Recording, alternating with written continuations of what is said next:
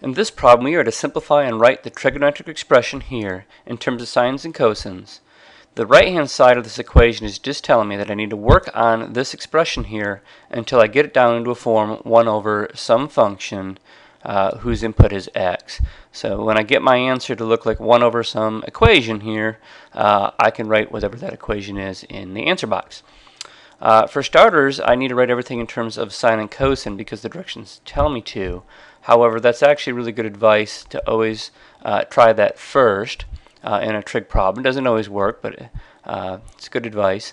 The cotangent of x, as you know, is cosine x over sine x. If you don't know that, you need to pause the video and memorize a few basic identities. So I rewrote cotangent x is cosine x over sine x, and then it's being multiplied by cosine. So what we have here is two different fractions, sine x plus, let's see, cosine x times cosine x is cosine squared x, just like you'd say y times y is y squared in algebra.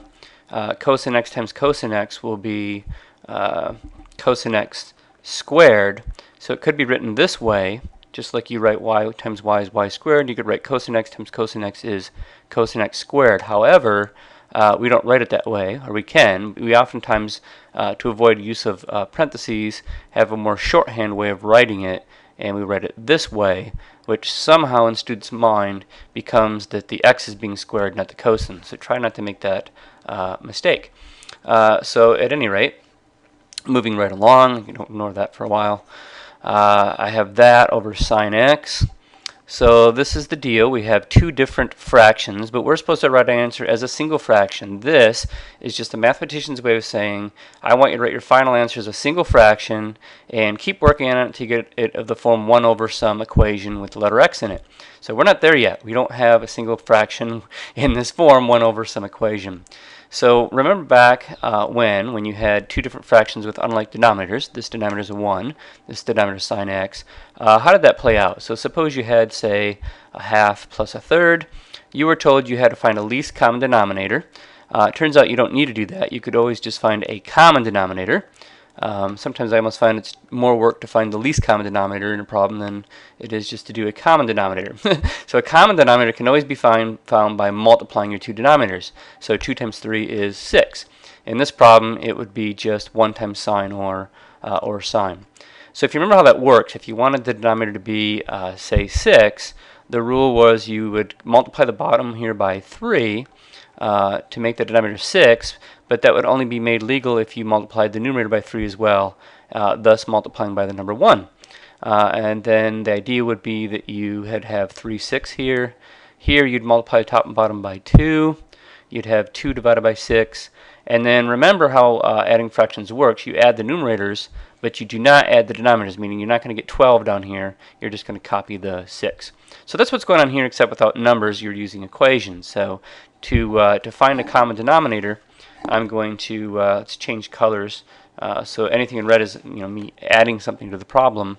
I'm going to multiply by some unit fraction here, just like 3 over 3 was 1, a unit, and 2 over 2 is 1, which is a unit. Anyway, so to get this denominator to be sine, I'll have to multiply 1 by sine, but if I do it to the denominator, I have to do it to the numerator as well. And then what I'd have here is sine x times sine x, which is sine squared x. And again, we have this shorthand notation where we write, instead of writing sine x quantity squared, that's the way that's easier to understand what's going on. It's the entire function being squared, not just the letter x. We have a shorthand way of writing it. We put the 2 here, which really means the entire function is being squared. So I have sine x times sine x is sine squared x. My denominator is sine x times 1, which is sine x. Now I have a common denominator. And then again, whenever you're confused in algebra what to do, sometimes you can, or oftentimes you can, work with numbers and remember the rules. So the rules were to add the numerators, but not the denominators. So if I were to add the numerator, I'd have sine squared plus cosine squared, and most of this time is spent by me just writing all these details. If you're in my office, sometimes what I just do is write s squared plus c squared, which is horrible math, but it works that way. It actually can work.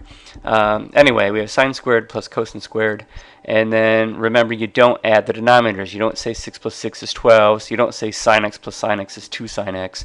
You just copy the denominator down. And just realizing that, if my daughter was here, she'd be yelling at me for writing those three numbers together. She'd leave the room. That's the way she is. So I have sine x here. And then remember, now that I have a single fraction, one of my goals was to write my answer as a single fraction. I've done that. The problem is that it said keep working on the problem until you get the answer in the structure 1 over some equation. So this just says we want... you could just say, I want my answer to be 1 over some equation. Please write this equation in here. But this is more descriptive in that the equation isn't just any equation. Its input has to be x. Well, all the inputs are x. I mean, you don't have to worry about that. So at any rate, this, I tell my students when they see this, if you've been studying identities at all, then you should be salivating like Pavlov's dog when you see this, because it's the most common identity you'll ever see in trigonometry, is that the sine squared plus the cosine squared is equal to 1. And again, if you don't know some of these basics, it makes no sense to watch these videos until you memorize some of those, because everything's sort of a mystery. How did cotangent become cosine over sine?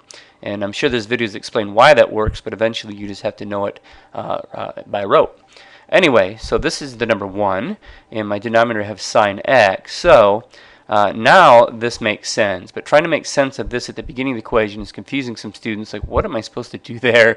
All this is our way of telling you how we want you to write your answer. When should the student stop working on the problem?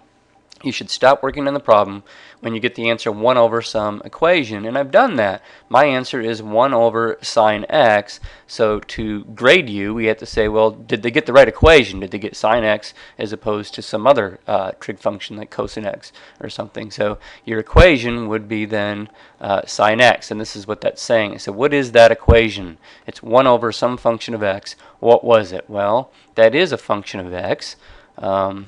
Right? The input's x.